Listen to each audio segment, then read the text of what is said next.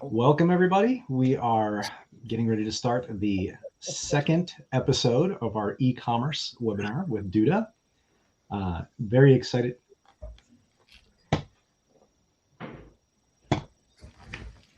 Very excited to have everybody. And as folks join in, please let us know where you're from, where you're watching from. Let us know your names. And if you have any questions, please post them within the chat window. All right, and today, let's give everybody a few minutes to join here, and we'll get some folks within the webinar.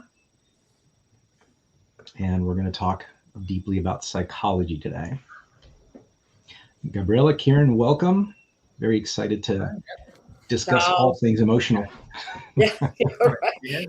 We're all going to need therapy after this, right? Exactly. All right, we have our first viewer, Carmelina from Toronto, Canada. Ciao, Carmelina. Yes, that's Carmelina's a very Italian name as well, right? Right. So the Italians have surrounded the UK today. We have Valentino and Sanino. Ciao, Bella. Yeah. Welcome, Monse. Hello. Absolutely. Where are you from, Monse? Let us know in the chat window. Got Michael as well. Michael, welcome. Michael Farrell. I actually recognize that name. Very good to see you, my friend. Michael. Yes. Michele, of course. Haven't seen you in a long time. All right, we'll give a few more folks a chance to join. And again, we are going to be talking all things emotional today. So break out your tissues and get ready to do some laughing and crying and learning. Should have been the webinar title. Right? Yes, exactly. Yeah, the soap opera sequence for e-commerce. All right, we'll go a couple more minutes here and let a few more folks come in. From Madrid, Monse, that's wonderful. I was in Madrid last September. Lovely city. Excellent food. The food's too good, actually. Lots of wonderful museums.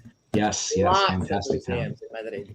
Beautiful. Brenda, welcome from Akron. All right, so today let's recap one more time. We are going to be discussing psychological factors for e-commerce and how you can lead nurture more of your visitors into the checkout process and keep them happy and coming back to your website. We're going to go one more minute and we will get started with introductions and another recap of all of the bullet points that we're going to be talking about. All right, let's welcome plugin SEO support from Calgary, Canada. Thank you so much for joining us today as well. All right, so probably a little bit late in Madrid. I guess it's about 6 p.m. today. So thank you, European audience, for coming and joining with us today. All right, let's go ahead and do formal introductions. I'm Franco Valentino. I'll be hosting from Nashville, Tennessee today, founder of Narrative SEO. And fun fact is I'm a pilot and that propeller actually flew across the country. Let's welcome our special guest today, Gabriela Sanino. Gabriela, would you give us a little introduction about yourself, please? My name is Gabriela Sanino. I'm Italian. I've been in the US about 35 years. I speak a few languages and I hate doing these things. So voilà. This will be the best one then. We're going to make you love it. Yeah. Thank you. Thank you so much. Kieran. Hi, I'm Kieran. I'm based in Bristol in sunny UK. Yeah, quite sunny today. I own a small development company in Bristol called KJ Digital. And a fun fact about me probably is I used to work in games. And I worked for a games company called Miniclip. Excellent. So every time that we have to up level, we send you $1, right? There you go. Yeah, we need more tokens. That'll work. Excellent. All right, we have a few more folks in the waiting room. So Carl, welcome. Hey, all right, let's Carl, go ahead and... Ciao. He's always sending me stuff about the Italians and the soccer and the this, and of course it's always against the Brits or the Scots and ma che cazzo ne so io of these people. Capito? We'll translate that later. All right, guys, let's go ahead and get formally started here. Today, we're going to be talking about the psychology of e-commerce. So I will prompt with a few of the sort of the industry viewpoint. And there are actually 4 anchors of behavior for e-commerce. Let's go through those. Welcome, Brad. Let's go through the first 4 anchors, and we will dive deeply into the psychological metrics. So the first 4 anchors are dissonance reduction, meaning when things are comparisons, for example, if we have to select between products, our brains want to make sure that we're not making a mistake, right? Buyer's remorse after we buy something, like, dang it, I should have bought this other thing because I'm not exactly sure if this feature is right for me. So how do you reduce dissonance within your website? Habitual purchases. We are creatures of habit. You go to a restaurant, you typically tend to order the same thing. How do you drive your viewers and your visitors to a different product?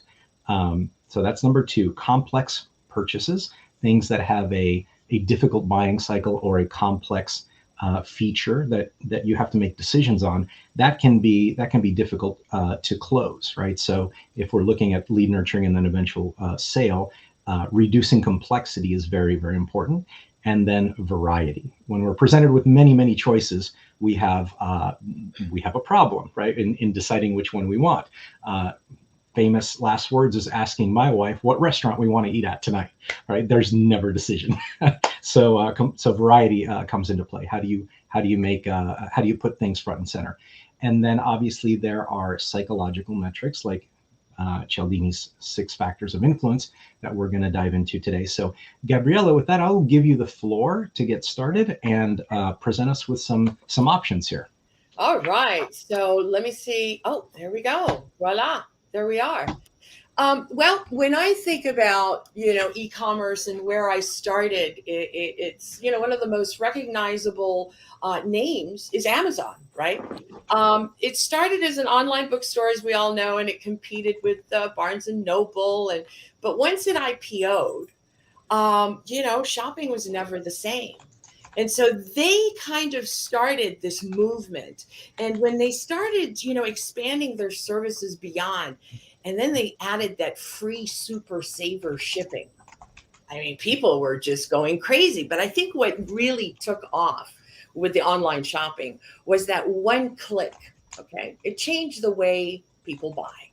Because all of a sudden now, Amazon made it easier for you to spend. It made it easier for you to, one click. That's all I need. I don't need to re-put my address. I don't need to re-put my credit card. And these are things when I started out in e-commerce, I don't want to age myself, but before there were Shopify's and, WooCommerce, people wouldn't dare give you their credit card number, let alone where they lived. Now people do that readily. And you're thinking, wow, this is really going to change the way we do our shopping. As a matter of fact, today I was reading an article that's on Search Engine Journal, and it talks about Amazon specifically. And it says that it has a completely different algorithm than what Google has, which I found fascinating. So Amazon is fundamentally different. Because when you look at Amazon and when you're going to buy at Amazon, people have already decided what they're going to buy. How did they get there? And boom, they go to Amazon, boom, bing, bam, they buy it, they put it in the shopping cart, and they're out of there. Wow. Right? If shopping is so easy on other platforms. But again, not everyone sells on Amazon, so I get that. But ultimately, how does psychology play a role on these other platforms? So let me go to my next slide. Voila. So psychology in the buying isn't new, right? I mean, using human behaviors in psychology to sell a product has been around since the beginning of time, since ads. At one time people bought with a handshake, right? And now it's about, trusting. The handshake is no longer a touch or a feel. It's, do I trust you? And where does that come from? The psychology has been used in magazines. It's been used in print media, radio, television. I don't want to age myself, but back in the day when I was growing up, the stuff that advertisers were doing was so brazenly lying to you, telling you cigarettes are great, giving you cancer while you just, fought your way to the store to buy a carton of cigarettes. But, The other thing too that people don't realize, the psychology is used in everything. You go into a grocery store, do you know how much psychology goes into what a grocery store and how it's laid out, the different levels where the different products are when you're walking out of the check counter, so now we have to interpret this with an online store. We have to interpret these psychological things of how people buy, and those are done with triggers, right? And what are those triggers? Triggers are emotional behaviors, and they have been ingrained in us since we could buy, since we learned how to buy. As a matter of fact, Paco Underhill, who's an environmental psychologist, right? And he wrote that shopping has become entertainment for people, right? It's like a movies or a zoo, and it gives us that happy dopamine, right? And these are some psychological things that you just don't even know are happening, and they're happening because that's how your brain has been conditioned. For example, brand recognition, right?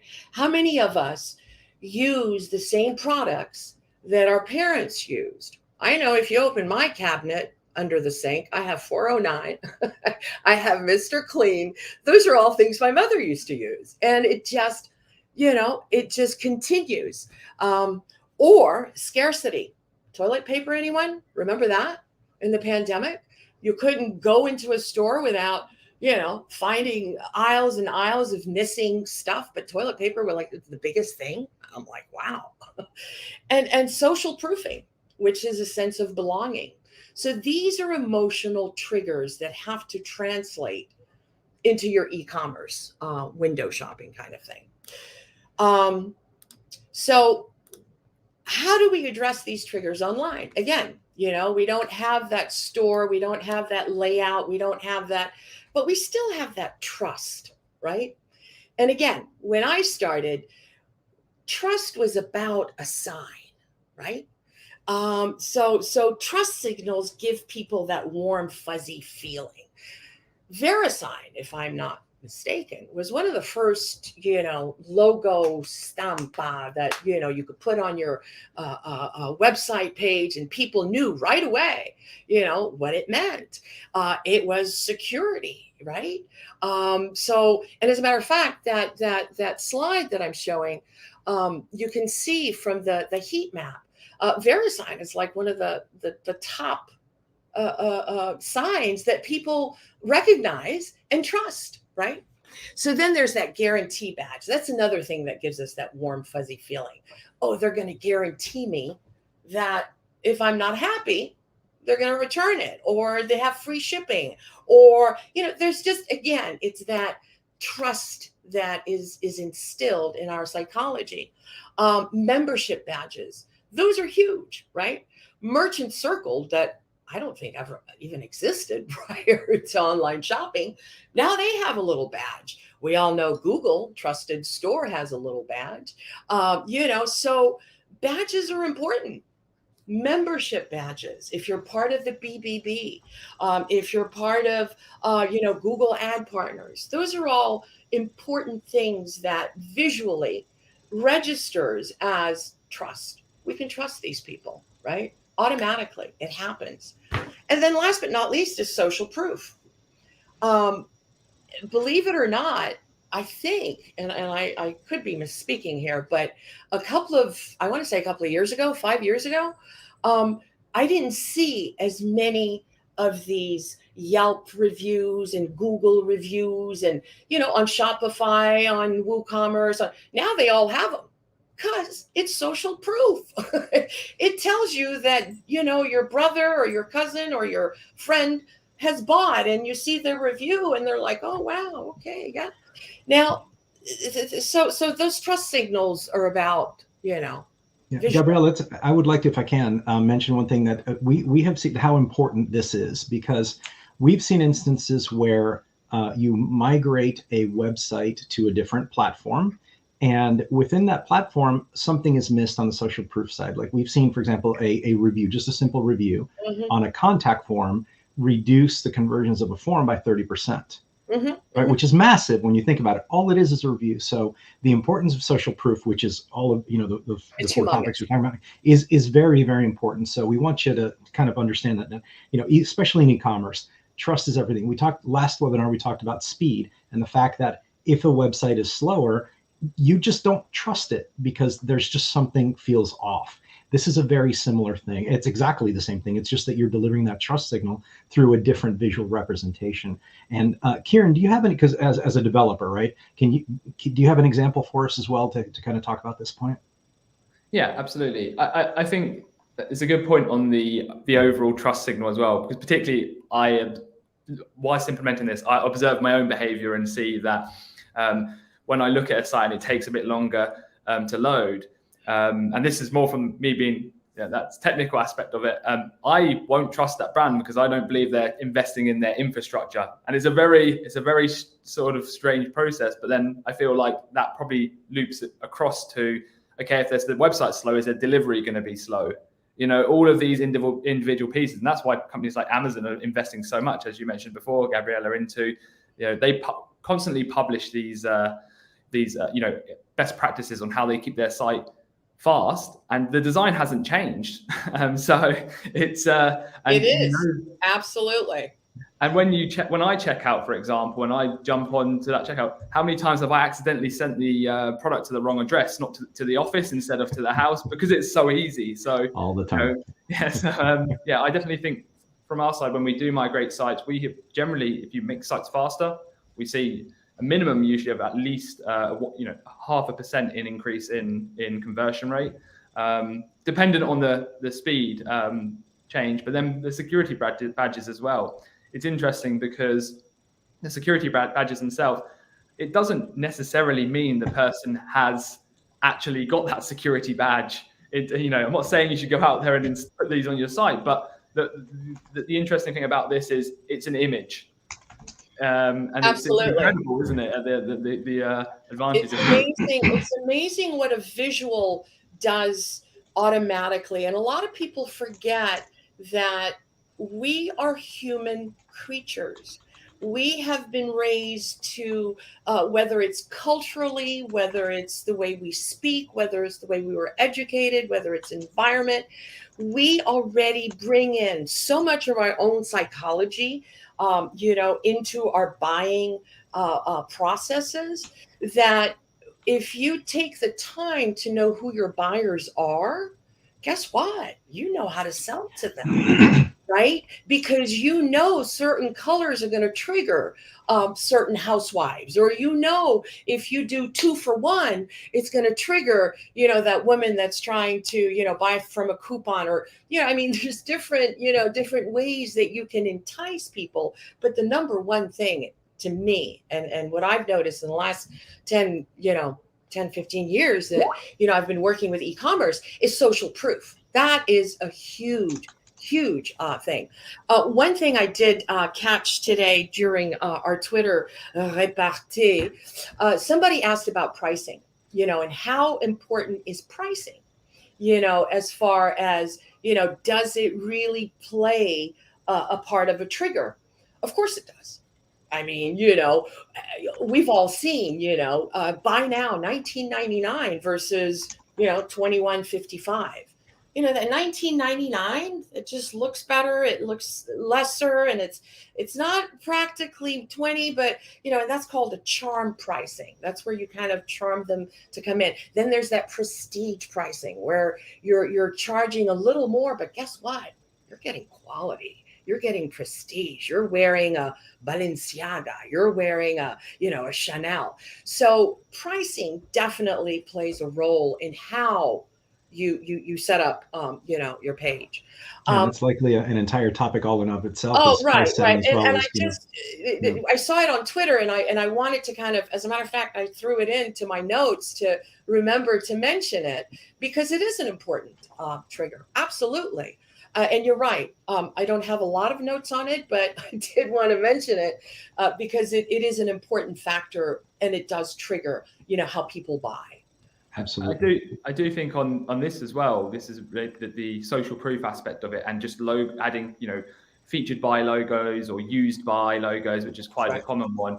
I wonder from that side, it's now possible on most of these platforms to target those to audiences. So you could potentially push out different logos or different based upon geolocation. So if a certain country trusts different brands, which they will do because there are different brands, and you could actually push different logos to different audiences. And I think that's definitely something which is probably not utilized as much as it should be, but it's definitely worth an attempt with all the tools that we have. Absolutely. Yeah. So visually, again, the that trust, the dopamine, the happiness, that feeling where, I'm going to be taken care of. And, and again, like you had said earlier, Karen, don't go out and just, throw every freaking, sign on your site or right? Don't overdo it. But when we were doing it, VeriSign, you had to literally, I want to say 30 to 40 days, you had to wait to even get them to approve you to go with the bank. But now, of course, it happens, too sweet. But point is, logos and signs are super, super important. So which brings me to, Cialdini's 6 principles of influence. Now, I understand that Roberto Cialdini is American, but I love saying his name in Italian. So Roberto Cialdini, and his signals, the influence of the psychology of persuasion. That's where it just breaks down, from reciprocity to commitment to social proofing to authority, which I'm going to get into a little deeper, liking and scarcity, right? So I don't know how many people even consider what Cialdini has done, or when they're looking at their e-commerce site, if they're even looking at some of these triggers and these things. But if they're not, they're missing out on quite a bit of information that can give you that process, that funnel, if you will. So first one, and I always hate saying that because I can never say it, reciprocity. Wow. Okay. It came out. Good. So reciprocity. So you give a little something to get a little something, right? So how do you do that online? You don't really give them something physical, but what you do give them, depending on what you're selling, is information. You give them a hub. One of the clients we had was selling shoes, high-end shoes, $800, $1,500, $5,000. And so what could we give them that would make them feel like they care about me? They don't just want my money, right? Well, we went out and we tested the best creams, the best lotions that you can use on alligator versus ostrich versus snake versus whatever they sold, right? And we wrote these wonderful how-tos, and we did videos, and we Instagrammed, and we tweeted. And guess what? People literally came in droves, not only from their newsletter that we sent out, but also from Twitter, from Instagram. And they weren't just buying one pair of shoes, because now these things were an investment. We actually had one guy, I kid you not, say he's going to hand these shoes to his sons. Wow. I mean, that's fantastic. So what we were able to create was, a situation where not only did the client feel like, wow, I'm getting actually something in return, but I'm learning something in the process. If I can, next one. What's that? Let's stay on reciprocity for just 1 second, because I think this is important to any business, and especially for e-commerce. One of the things that is typically done in technical SEO and more along the lines of the sort of the regular SEO field is audits, right? Where we have different levels of, hey, I'm going to take a look at your site and deliver value first. And I think that's the message. Deliver some value initially whatever way, shape, or form, and the reciprocity signal kicks in. In e-commerce, Kieran, I don't know if you have any examples of that in your experience with your high-end luxury shops, but I'm certain you've seen that work as well. Yeah, absolutely. It's really about just it can be even just referring friends sometimes is that extra, that small piece, which everybody does, but it's about making people feel valued, giving them, rather than just giving them a discount code, giving them a small physical, an actual amount of money. So these things generally do definitely make a huge impact, we've seen. Excellent. Thank you, Gabriela. Yeah, next. So the next thing that psychological trigger is a commitment. Okay, what does that mean? Getting people to commit to something is not an easy task. I can assure you. However, what's important is to be consistent, to have an image, right? And to be consistent about that image, that voice. So when and if you do speak outside of your website, or you do conferences, or you do webinars, you stay consistent with the style. People recognize that I signed up for that because I know next week I'm going to get it on Thursday. It's going to be, great stuff. It's going to, so when you sign up for something, you're making that commitment, believe it or not. Boom, gotcha. Right. So in other words, they said yes to something. So if they said yes once, they're going to say yes again. And that's just, again, that warm, fuzzy feeling of, I trust you. Here's that handshake, right? I allow you to get into my email. I allow you to send me a newsletter. I allow you.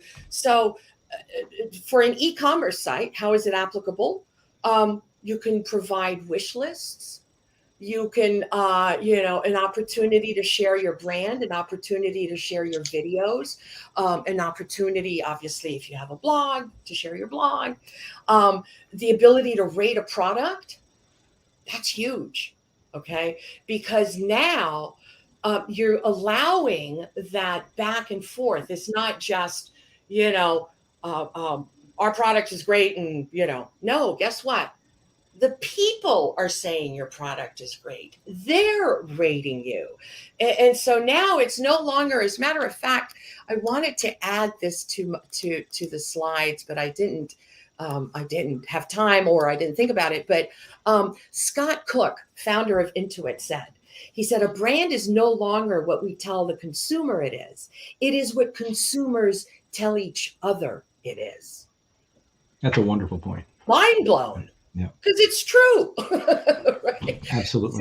So do you guys, do you want to work a little bit more on that, or? Yeah, actually, so let's discuss the wish list issue, because I think it goes back to the second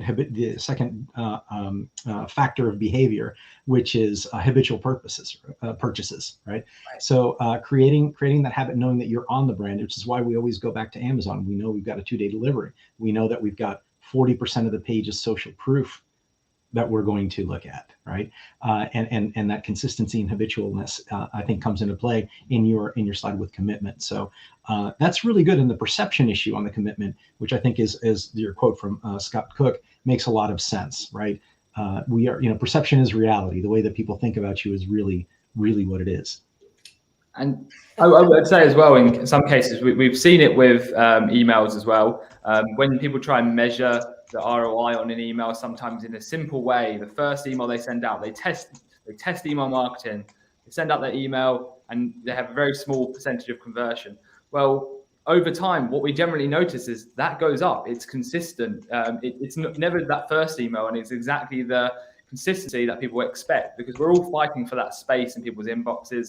We have, and funnily enough, here, Google and Gmail and platforms like that, they prefer consistency to some degree as well, to know that you're not a spammer. So, building that consistent, right. We're also pleasing Google, we're pleasing the inboxes of the users, and really over time, you become that sort of, even if they're not opening your email, they see your name, and then that reference when they do need that product, or they do want that product, or they're rushing for a gift for an anniversary, or they're going to remember this, this small the brand, and just having that space occupied in inbox is so valuable. And you may not be able to measure it directly, especially with things like the open rate changes on iOS and all these different changes. But keeping consistent is we always see huge gains on this front. Yeah, and those are, I think they call those micro conversions as well. Those things that we can't really put our touch point on, but when a user clicks on something or actually takes a small outbound action towards you, that signals in the brain that they are, they're trusting. And then the more you can build upon that, I think that builds your commitment point. So all wonderful things. We could spend, the rest of the hour actually talking about that. So, right. Fantastic. So the next one would be, again, social proof. We can't talk enough about that, but guess what? I came prepared this time because I'm bringing numbers. Okay. All right. I've got receipts here. All right. So did you know that 70% of people will trust a review, even if it's from someone they didn't know? I didn't know that. I thought, wow, okay, as long as they know them. No. And that in itself is a strong reason to work social proofing into your e-commerce. I mean, come on. There's nothing like validating, based on what others are doing, which is one of the main reasons that social proofing works. We want to feel like we belong. Period. So back in the day, social proofing was, my best friend Guido's uncle said that his aunt Sister Maria had a really good experience at the restaurant, right? I mean, reviews. There we go. Do reviews. That is huge because ultimately, we're looking to, like you had mentioned, I don't know if you mentioned it before we started or after, your wife says, let's go out to a restaurant. And you're like, oh, okay. How do you pick them? Do you look at reviews? Do you have your favorites? These are all things, and reviews are so important. How do you deal with reviews? A lot of people are going to get bad reviews. A lot of people. So, those are things that we can discuss a little further. But so most recommendations come in via social media as a whole. So study shows that an upward of 85% use social media to figure out whether to buy something. So it's not just social posts though. So don't drop all your eggs in one basket. So e-commerce sites can capitalize on social proofing in a number of ways. So for example, setting up your site so people can rate and review, right? And rate and review your different products, okay? Some sites, what they do is they, if you can buy it elsewhere at a cheaper price, will top it, or they give that mélange of back and forth with the client where you feel you're negotiating now, right? So not only do you have reviews, but you're again going back to that guarantee, that trust, that now we can if you can, I forget if it's Home Depot or one of those big guys, if you can buy it elsewhere cheaper, we'll give you the difference. So you can also add a Q&A, right? Those are really, really important, especially for huge e-commerce sites. And you don't have, 20 people on the phones and, Q&A where that's going to attack a lot of the main questions that people are going to ask. So the bestseller tags on the top products, respond to people whether they give you a bad review or a good review. Now, there's a psychology in that. And people ask me, well, do we remove the bad review? Do we respond to the bad review? Legal, depending on who. I hate to say it depends, but it depends, even though there should be a standard, which is social standard. You're always polite. You're always, I'm sorry you had a bad experience. Take it offline if you can. Contact me in a DM, give us your phone number, give us your email. It depends exactly. But I mean, you have to, because you customize. You don't want to just say, standard, this is what we do. No, it could be, a situation where it could depend, right? So super important. And I'll let you guys have the floor, because I'm sure there's all kinds of. Absolutely. No, and I want to just mention a couple things that that Josh and Christian also say in regards to the topic. Is for Josh, he's saying, for me, there has to be more than, say, 5 reviews, but if they all trend the same, then I'll move on or buy based on what I see in those reviews, right? And I think that's a human characteristic as well. We want to build that trust level. It's all back to, again, the trust signal is I want to make sure these aren't fake, because a lot of nefarious e-commerce shop owners will fake reviews, right? So we want more than, I think someone did a study a while back on Amazon, and if it's 30 or less, they're usually not real. When you get into the hundreds, there's a little statistical significance there. So great point, Josh. And also Christian says for his website, they're focusing heavily on conversion this year, right? But seeking reviews will be the next initiative. And that's a wonderful point. The social proof, again, if we see Amazon, we're leading e-commerce shop using 40% of their product detail page as reviews, there's something there scientifically. So very, very good points. Kieran, anything to add? I'd say that also, you also get extra benefits from these reviews as well. Don't just look at, obviously we have the social proof, but most platforms do allow you to segment those customers into separate buckets and then remarket, and to understand your really loyal people, and then potentially in the future offer them the discounts first. There's a lot that can be done on those people who leave reviews, and opening that up, you can really understand who your power users are, the people who are really invested in the brand, because it does take a lot for me to personally to write a review, and I know. I very rarely write them when I should, because nothing usually stands out. But I will say one thing: when I look through reviews in most products, yes, I jump down to that bottom star. I think it's human nature. And then you look through, and if they haven't been responded to, that's a big point for me. And I think that's what Cialdini also mentions is that that's such an important thing. It's more about how they're answered. So if we see if I see canned messages, the same message over and over again, it sort of represents how the customer service is going to react when I have a problem. Yeah, absolutely. And it bears to say that depending on the company and the e-commerce and the niche and the blah, that you can have a specific someone or department respond to them, right? Where it's one person, you have that same voice, you have that where it's not canned, where you actually are going to take the time and respond, and not just cut and paste. You have to take the time, because guess what? Ultimately, that's who's buying from you.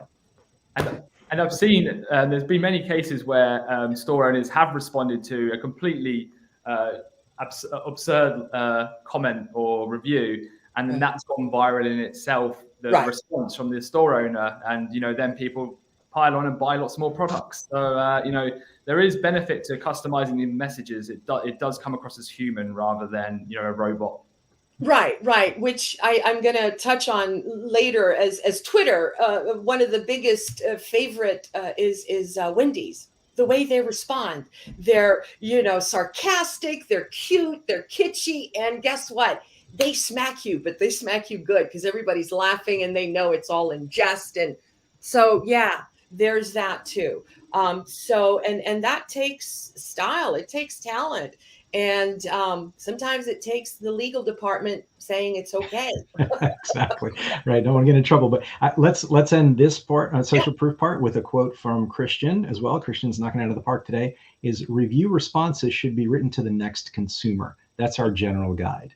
And I know Christian's brand. They're a very, very well-known site, and they do this extremely well. So that's a wonderful ending to this slide. Thank you. Absolutely. So authority. Hello. Authority is important. Not only is it important in our daily lives, it's important when we shop. When you go into a doctor's office, you want to see that MD. You want to see that stethoscope. You want to see that white lab coat. Same thing when you go into, the e-commerce, you want to see that authority. How do you get authority? What does authority mean, right? how do you convey that it's not trust anymore, but now it's elevated to authority? How do you see that on a page? It takes a lot, to have brought, I don't want to say the eat concept, but you need to show that you understand this product, you understand what you're selling, you've created a niche market, whether you have to write about it, share with the world that you have knowledge about this particular product, write case studies, again, have webinars. These are things that, and if it's products, there are different things that you can do, showing the colors, different colors with the product, how many you put on a page. Again, I don't want to keep going back to my shoe guy, but he had the same shoe in 5 different colors, and each one was made with a certain this authority about the colors, authority about those things are important. So those also trigger emotional reaction. Gabrielle, I wanted to mention one thing that you mentioned to make sure that everybody understands, because we all have a very, very strong SEO background, but you mentioned eat, and especially because we mentioned next to Wendy's, we want the semantic terms to be correct, right? Everybody's getting hungry. EAT, eat, stands for, and they're all capital, by the way, Right. expertise, authoritativeness, and trust. Exactly. Google uses those as signals to rank your keywords, for example, on Google, not only for your brand, for your products. So I need to stop you here, because there's been a lot of argument about whether Google sees this as signals or doesn't see this as signals. So personally, I use it regardless of whether Google sees it or doesn't see it. Absolutely. Because I'm selling to people. I'm not selling to Google. Okay. And so when I have arguments with SEOs, it's like, yeah, I get that Google plays a huge role, but Google is not buying my product. Right. The people are buying my product, and I need them to trust me. Right. That is an incredible example. That's right. So your EAT is more of a user signal, right? It's how do you, again, we're back to trust, right? Right. Be seen as the expert, be seen as the authority. So, so those things that you mentioned, right? Case studies, third-party reports can be really important as well. Anything that you can get those validations from other websites for. Exactly. I think Trustpilot or one of those things where it's not even part of the site. They send you to another place where it's an independent. Exactly. Those are things that have value. And as my friend Terry Van Horn says, if they didn't do it and it didn't work, people wouldn't be doing it all the time.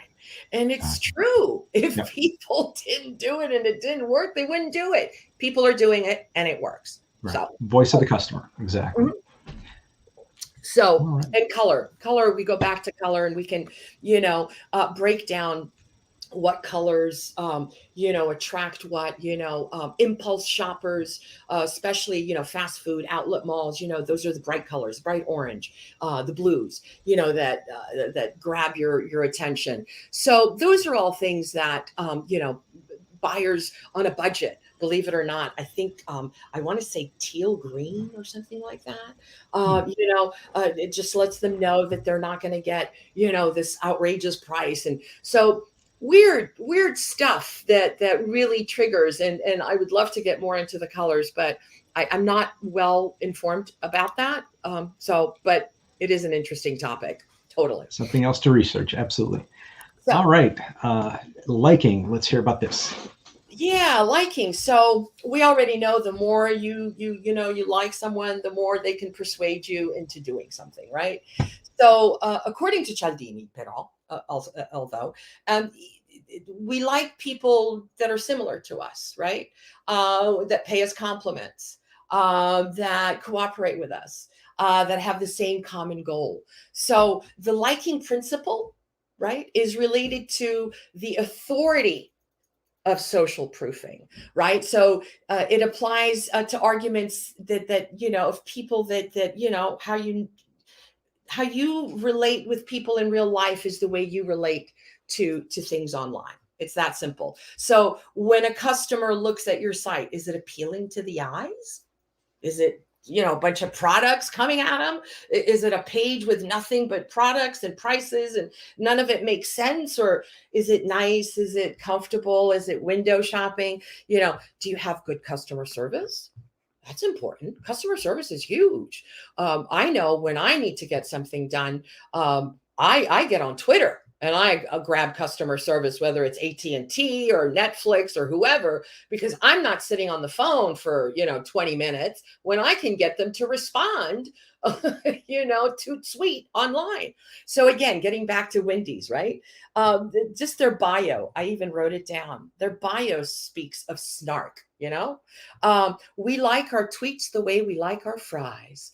Hot, crispy, and better than anyone except from a fast food restaurant. I love it. I love it. So snark works, but they have to like you. Do you guys want some personality? Yeah, no, absolutely. Personality is really important. And, as you mentioned before, it could be a double-edged sword, right? So you want the right, the right personality in front of that. Kieran, interested in getting your thoughts on liking and persuasion. No, but yeah. So I think it also ties back into into just being consistent as well, in the sense that I've worked with larger companies before, and they have 3 or 4 people managing their social media accounts, and every tweet is different and disjointed, right? It's about building that profile that people feel almost as just like a person, right? And there's somebody on the end, and that's we see that with a lot of big brands, for example, on Twitter, and they do sign off their tweets as if they're, having this personal sort of relationship between the customer. They let them know. Sometimes it's not actually their real name. They have a doc of existing names that they use to make it consistent. So if someone does naturally leave, it keeps the same. But it's all about building up that rapport with with the consumers. And I've seen it many times, and even it works completely on me too. I definitely have brands that I don't like, and then I definitely have some brands that I will just based upon if they have got that image, and they do tweet a lot, and they do and it's funny. That is a small factor in why I purchase something. No, it absolutely, again, not to say real life imitates, digital, but it does. When you start to, break it down into small little snippets of psychology and why we do the things that we do, it's like, oh, well, we do that in real life. So yeah, automatically we're going to like somebody that responds nicely to us, that says, oh, I'm so sorry you had a hard time, blah, blah, blah, yada, yada, that works. Gabrielle, you said one thing too, and that's a lovely scarf, by the way. Oh, thanks. Yeah. See, so one thing you said was complimenting. How can you embed that into your e-commerce sites or into the website? I've seen taglines, for example, smart shoppers choose X. Right, or something similar to that. So that's it. That's an interesting concept psychologically, because the content also, this is where we convey our message. How do you implement some of these? Naturally, do you typically use some type of templates, or do you have sort of a guideline for product detail pages or such? One of the things that we do when we create, content for e-commerce sites is we have a discovery phase where a lot of the things that we discuss with the client are, they're part of their branding package, part of their voice, part of their taglines, and those are some of the things that we incorporate in the content. So, for example, we have a coach, that does a lot of speaking engagements, and, a private coach for CEOs and, big time, and sells her services online. So ultimately, one of the things that she's done is with working online is she has added not just the recommendations and the content that they've written, but she's taken some of their words and used it in part of the content that she's put back out, where it makes people wonder and it makes people think, wow, is that what it did to that person? It made them feel, I mean, think of Apple, when Apple first came out, the content they were writing, it made you feel like you were part of this wonderful group of people, this community, this, and Belonging. belonging, back to the belonging, back to the, the psychology. And she does a great job with that because they're selling her service. Right. So Great like point. Scarcity. That's a huge, when you think about what we've been through for the last 2 years, the pandemic, that in itself, if that doesn't scream psychology 101 of scarcity, I don't know what else does, right? There's a great example from the shopping channels. I won't name any brands, but Right. there's one, if you watch sometimes when they go through, meaning this applies not only website, it applies to sales in general from a psychological standpoint. One of the things they do is say, call now. If the lines are busy, please continue to call. They may not be getting one phone call, but immediately think they are so busy, I need to keep trying. Yeah. And when you do get through, you feel good, right? Because hey, I got it, right? So that's a great example of scarcity in play, and also limited sales, limited product runs. The They do this a fear lot of in the missing out is real. It's totally real, and it's a psychological phenomenon. We don't want to feel like we've missed out on something. So items that are marked limited edition. Right. Those are like, or, special only this week or for the next 8 hours. Right. You can only buy it at this price. Webinars do that. Conferences do that. Early bird prices until August 5th. And then, if you don't. My younger son likes Roblox, and they have these plushies that they do limited. There's like 250,000 people in line for a 15-minute window to buy these things. Oh my God. They're brilliant. It's just a stuffed animal. They're going to make 10 billion of them more. You see that. You see it during Black Friday. You see it Cyber Mondays. Don't miss out for a limited time, only today.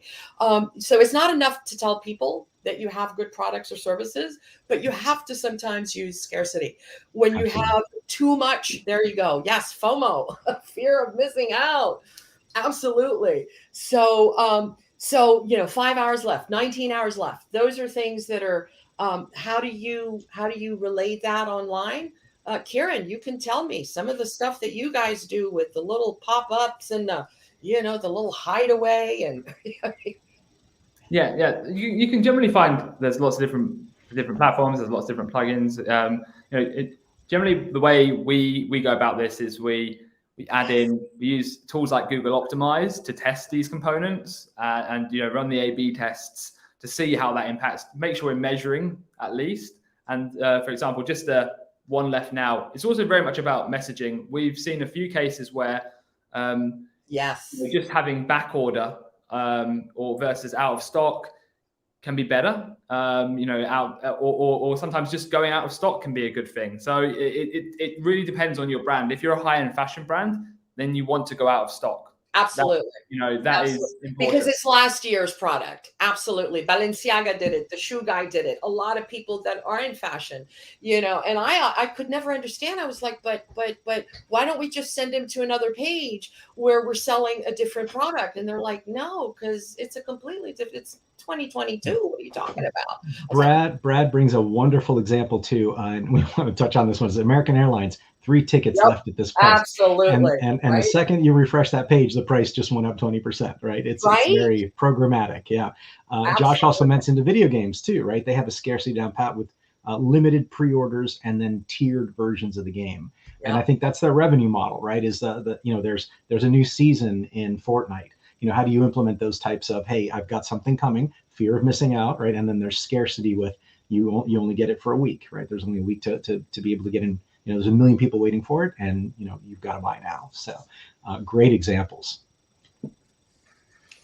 So, I think that's it for me. When you ultimately, the things that I tell people, you attract, you convert, you close, you retain. I mean, those are things that you can find anywhere when it comes to sales, when it comes to, closing a sale, how do you do it? You attract them, you convert them, you close them, it's out. You make sure that they stay on your mailing list, that they come back, that, Yep. And implementing these features, right? Implementing these psychological features. There are tools out there that can help you with this, as Kieran mentioned.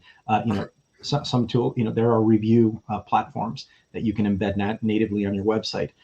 There are also some other contact form additions that you, depending on your CMS, that you can add.